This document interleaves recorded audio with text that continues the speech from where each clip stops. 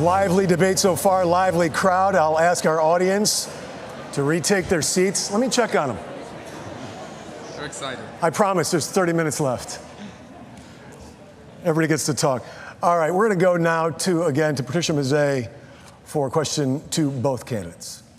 Senator Rubio, the president of one of the nation's largest police organizations recently apologized to minority communities for mistreatment by police, which has led to mistrust among blacks and Hispanics.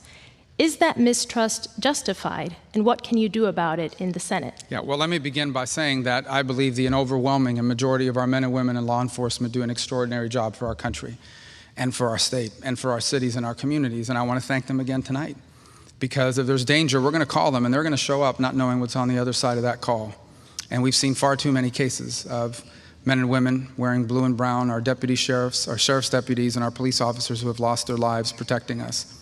On the other hand, I think it's impossible to ignore that there are many communities in this country, predominantly minority communities, who do have a terrible relationship with police departments and a huge level of mistrust. I've personally talked about this. I talked about it for months, even during the presidential campaign, about people that I know personally. One of them is a police officer who had been pulled over numerous times in the course of 2 years with no explanation. And he was resentful about that, and he didn't know how to explain it to his son, and he was upset. And when you hear those stories, you understand that. You do. And I think you can understand that while at the same time honoring the men and women who serve us in uniform. But here's the bottom line. Whether you agree with what I just said or not, if a significant percentage of the American family feels that they are treated differently by law enforcement because of the color of their skin, then we have a problem, and it needs to be addressed. Now, one of the things we've done, law enforcement is primarily a function of state and local government. And it's important to talk about that there is no such thing as the police department. There are multiple law enforcement agencies in this country in the thousands. Some do an excellent job. For example, the sheriff up in Duval County, they've got a great program and a pretty good relationship with their communities. Other places need to improve. The one thing I have been in support of is a grant program sponsored by my colleague from South Carolina, Tim Scott, who would basically create grants for smaller law enforcement departments to be able to afford body cameras. I believe that's actually in the best interest of both the officers and also the community.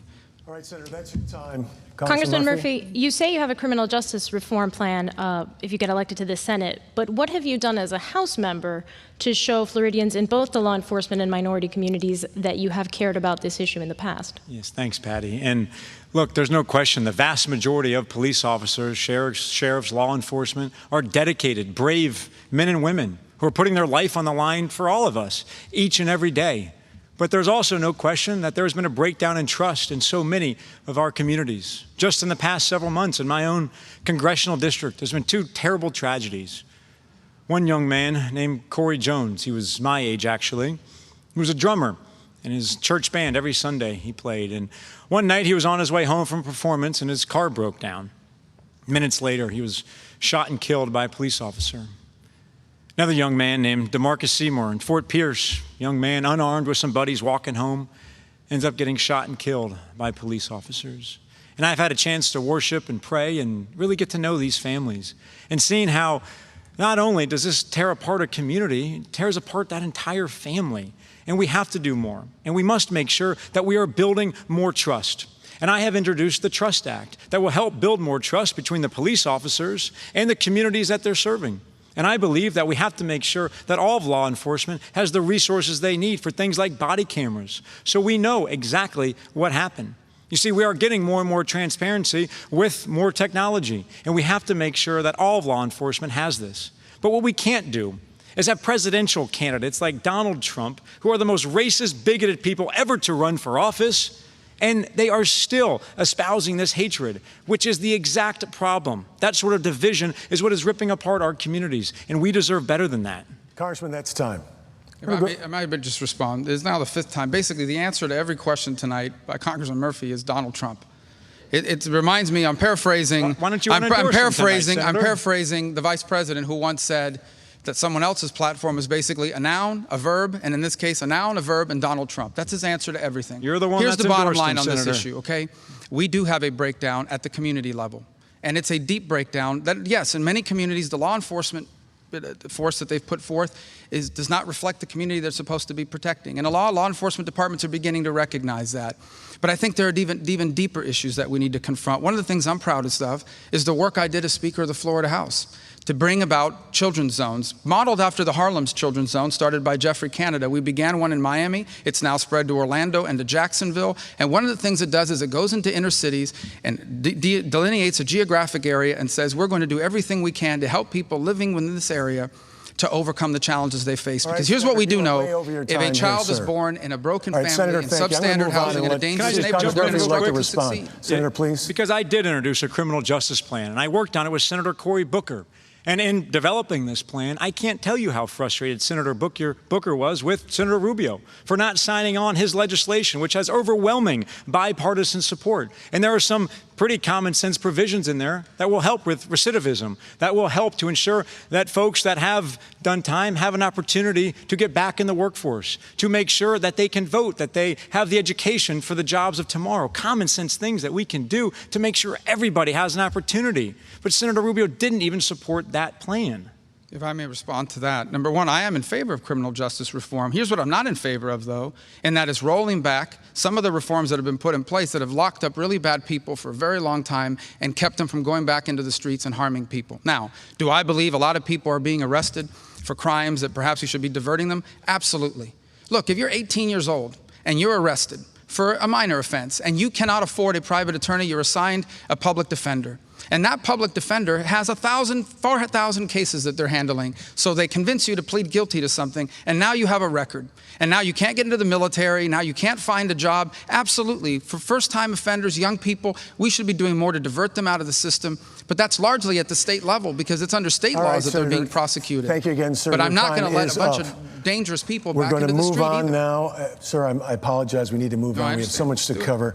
Let's go to Neil Brown now from the Tampa Bay Times. Time to talk about another big issue that didn't get much airtime in your last debate, the economy.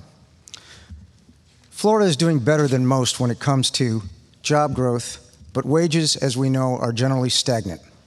A recent study by Bloomberg News showed Miami and Tampa among the 10 worst cities in America when it comes to the income gap between the haves and have-nots. What ideas do each of you have to get more Floridians a pay raise? Congressman Murphy? Yeah, thank you, because that's a critical question that's got to be addressed. And there's no question that we have made some strides over the past several years, but there are far too many people that are still being left out. And as I travel the state, I often hear the same story, where people are telling me that they haven't had a raise in 15 years, that their child has $50,000 of student debt and still can't get a job, where their mom can't afford their prescription drugs. And they tell me that they're reading the newspaper about this economic recovery, but they're not feeling it.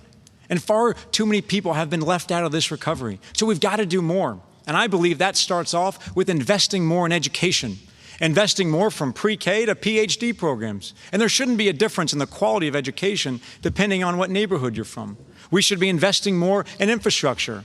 They say there's about $2.5 trillion offshore right now. Why in the world aren't we bringing that money back, investing it into good middle-class paying jobs?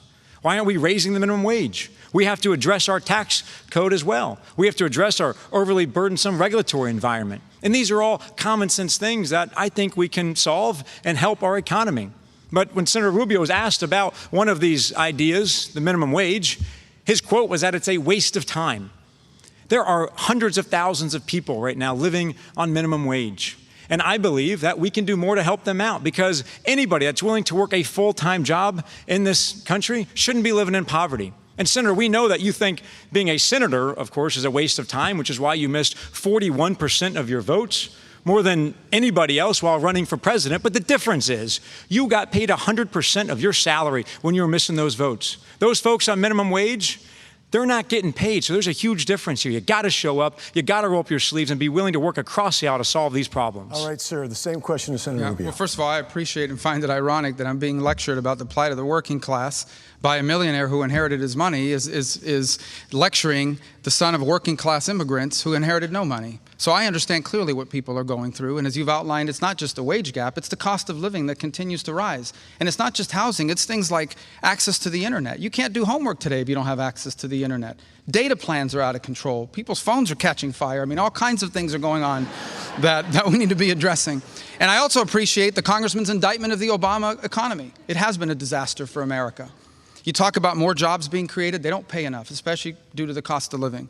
So what creates better paying jobs? Two things. Number one, an economy that's growing and people with the skills necessary to succeed in that economy, because we are living through a rapid and dynamic economic transformation. America today is not globally competitive. We have one of the highest business tax rates on the planet. We have over $2.8 trillion of American corporate cash parked overseas. $2.8 trillion. That is larger than the size of the entire Russian economy. We have regulations that are out of control, again making America a more expensive place to do business. So we have to become more competitive by rolling back taxes, especially on small business, and by rolling back the regulatory burden. And the other is we need to begin to diversify our educational choices. It doesn't just have to be a 4-year degree.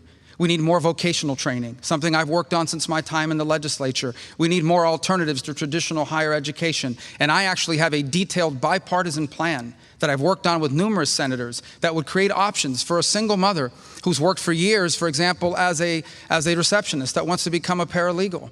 We also need to allow more dual enrollment in high school, allowing students in high school to use Pell Grant while still in high school to be able to go to a community college at the same time and graduate certified and ready to work as a plumber, an electrician, Senator, a pipe fitter. These are important measures that we can do to turn our economy around. What Senator Rubio just laid out is the same failed trickle-down economics. More tax breaks to the millionaires, the billionaires, and the largest corporations. And Senator, you might have forgot my family story too, because we've all got them. You see, my dad never graduated from college. He was a union carpenter and a union laborer.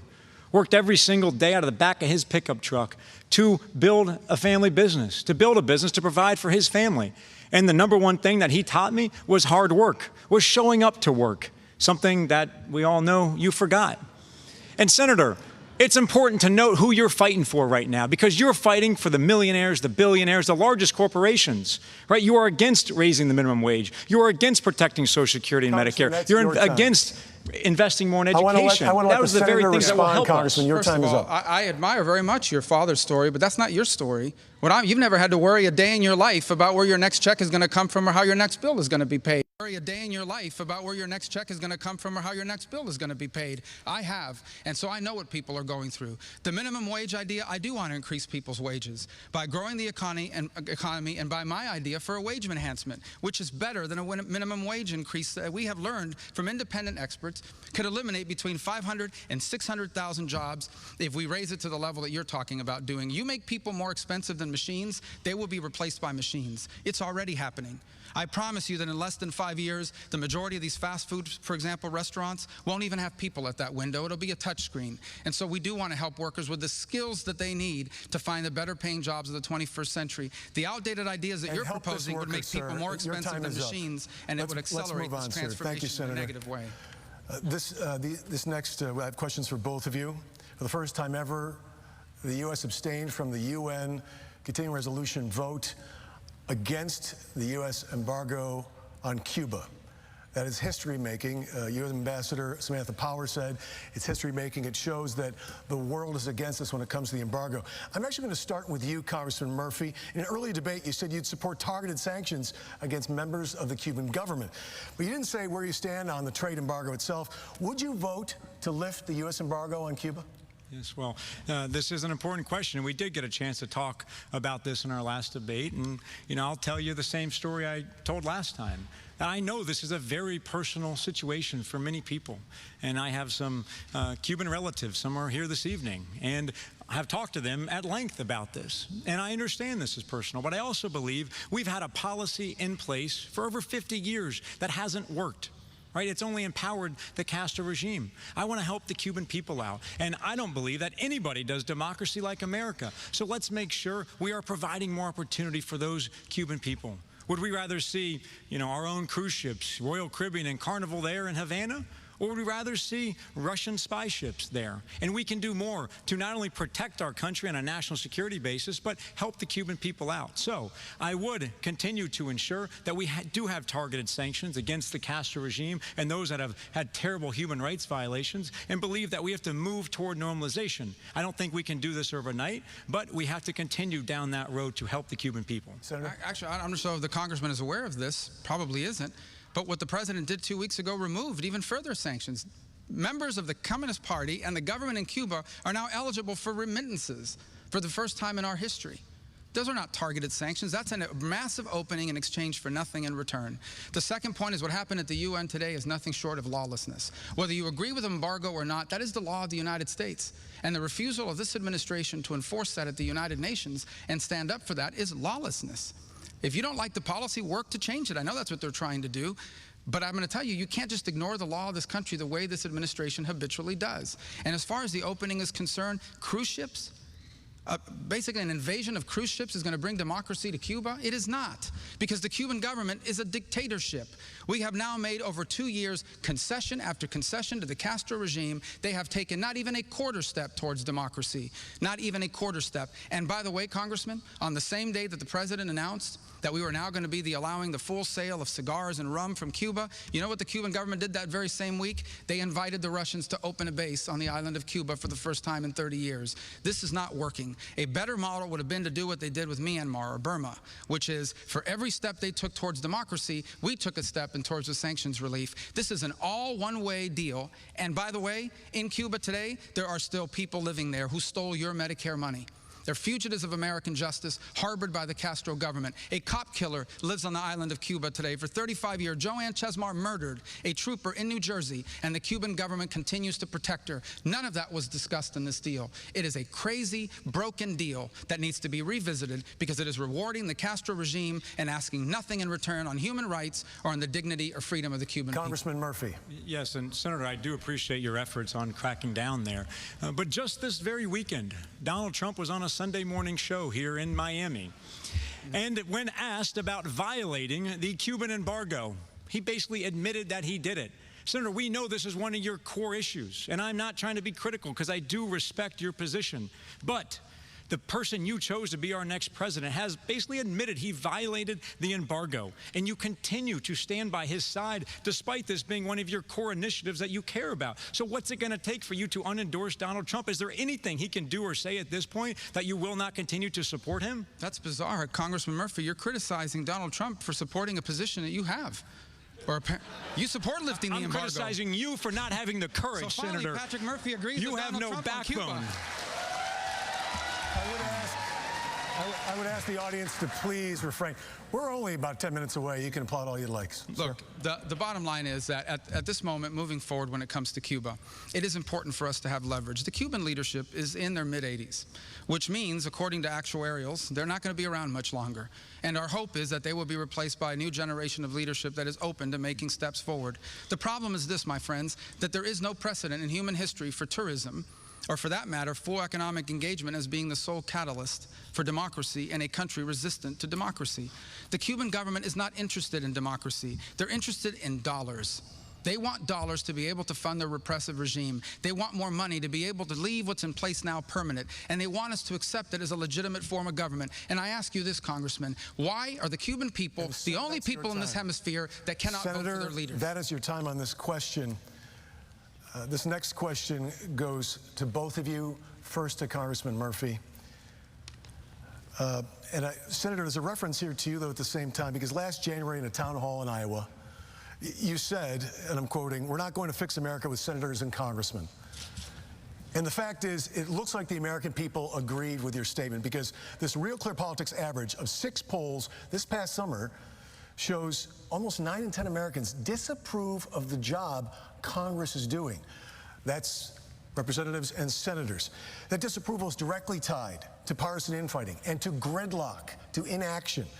How and on which issues will you work with the opposing party to effect change, positive change in America? Yes, well, thank you for this question, because it is that very gridlock that I think is holding this country back more than probably anything else. And one of the first things that I did when elected to the Congress was start a freshman bipartisan group called United Solutions. Was able to bring about 40% of the freshman class together to talk about issues that we agreed on instead of the issues that we disagreed on. And from that group, I've been able to put forward legislation to help get our fiscal house in order. You know, there's a great quote from President Truman where he said, "It's amazing what you can accomplish if you don't care who gets the credit." And I'm proud of all of my achievements in the Congress over the past 4 years because they've been bipartisan. They've all proven my ability to reach across the aisle and get things done. whether that's working with Congressman Yoho recently in North Florida to help ensure that our veterans are getting the care they need by reducing the backlog, whether that means working with Congressman Posey just north of my congressional district to pass legislation to help our estuary system that's being devastated by the discharges. That legislation was signed by law by the president, helping to work across the aisle to bring home billions of dollars for the Everglades, helping to pass insurance, a flood insurance bill that will help reduce flood insurance rates for Floridians, working with Congressman Rooney to bring home millions of dollars of research to help our citrus farmers that are dealing with greening. And I will continue to reach across the aisle and solve problems. And that is in stark contrast to Senator Rubio, who I already pointed out, when he shows up to vote, votes 98% of the time with the Koch brothers, right? These special interest right-wing groups. He is doing the bidding for them in Washington, D.C., not you all. Rubio's time now, Congressman. Senator? Yeah. Do you know that Daniel Ortega in Nicaragua has banned me from traveling to that country? You know why? Because I worked across the aisle and we pressured the administration to criticize them for stealing an election, despite the resistance of Secretary Clinton, by the way. Obviously, I'm barred from traveling to Venezuela, too, but I'm repeatedly attacked by their leader. You know why? Because not once but twice, in a bipartisan way, I worked to impose sanctions on Maduro and all of his cronies that surround him. Hezbollah has criticized me by name. You know why? Because I worked in a bipartisan way to impose sanctions on them. You know that today U.S. foreign aid around the world is conditioned on whether or not countries are doing a good enough job of taking on human trafficking? You know why? Because I was able to work across the aisle and get these results. These are actual laws and measures that happened because I worked with people across the aisle to get consequential things done. And your answer is that when you got to Congress, you started a club called United Solutions. Well, we need a lot more than just that. We need actual results on behalf of the people of our state. I ask you again, look at his record of achievement. He keeps pointing back to all this money he got in the budget. He did not. These things were going to happen with or without him. They were part of broader bills. He had nothing to do with it. He has been in Congress for 4 years. He has never passed a single law that's been signed by the president with his name on it after 4 years. And I've been in the Senate for 6. And I've passed law after law, including working across the aisle, signed by a Democrat president, even though 4 of those 6 years, I was in a Senate controlled by Harry Reid, where nothing was happening. And as far as his dysfunction, absolutely. The best example of it was this year when we needed Zika funding. I was the first Republican to come forward and support the president's $1.9 billion request. I voted for every single Zika funding bill, and we finally got it done. Right, that is what we need in Washington. I want to give the Congressman a chance to respond here before we move on to closing statements. Yes, look, the senator has proven himself ineffective in Washington, D.C. He just talked about Zika there. It took almost 8 months to ever get a vote on Zika. Right? The president came out in February talking about how we needed to do something. I started working on this immediately, making sure that we were working with the private sector and NIH to make sure we had the resources to fight it. But he had zero influence in getting Mitch McConnell, his leader, to ever bring this up for a vote. So he has no influence there because everyone knows he's got one foot out the door.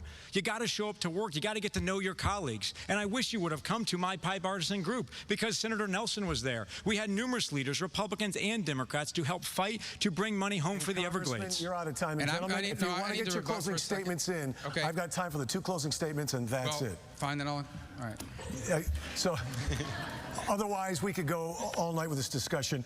The first closing statement by coin toss goes to you, Congressman Murphy. Yes, well, thank you. Thank the moderators. Thank you all for being here. And thank you, Senator Rubio. You see, as the Miami Herald said, this election is about courage. And Senator Rubio has failed that test. I'm proud of all the endorsements I've received from our newspapers. I'm proud of the support I've received from so many of you because Florida deserves a senator that's going to show up to work, somebody that's going to roll up their sleeves and get things done for Florida. I have a 97% voting record in the Congress, consistently proven my ability to reach across the aisle and get things done. And think about what's at stake in this election. The Supreme Court hangs in the balance, right? The majority in the U.S. Senate. There's way too much at stake right now to have a missing senator. We've got to do more. I'm asking for all of your vote. I'm asking for your support. And if elected to the U.S. Senate, I will be the hardest working senator this state has ever had. Thank you. Senator. Thank you. Thank you all for being here today and for the chance to have this debate. Thank you, Congressman Murphy. I respect very much anyone who seeks public office, especially this day and age. And I appreciate your candidacy, as I do anyone who steps forward. I do think there's a big difference. You talk about courage in politics. There's no courage in politics. Courage is people that put on the uniform of this country and are willing to die for our freedoms and our liberty. We do is public service, and we're honored to do it. I certainly am. And I'm proud of my record, and it stands in contrast to Congressman Murphy's. I've actually gotten things done. He's still an hour into this debate, has not been able to cite a single law or policy that became the law of this country because he had anything real to do with it.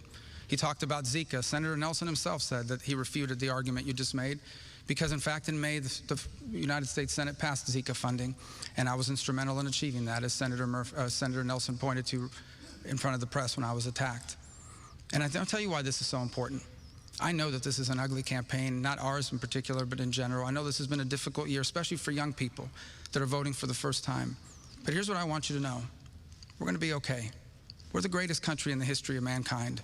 And we'll go through this election and we'll turn it around, and I believe America's greatest days lie ahead. I am so grateful to both of you for being here tonight, leaving me a whole 15 seconds to thank you both so much for your service, and to thank our audience all over Florida and across the nation, as well as our studio audience here at Broward College.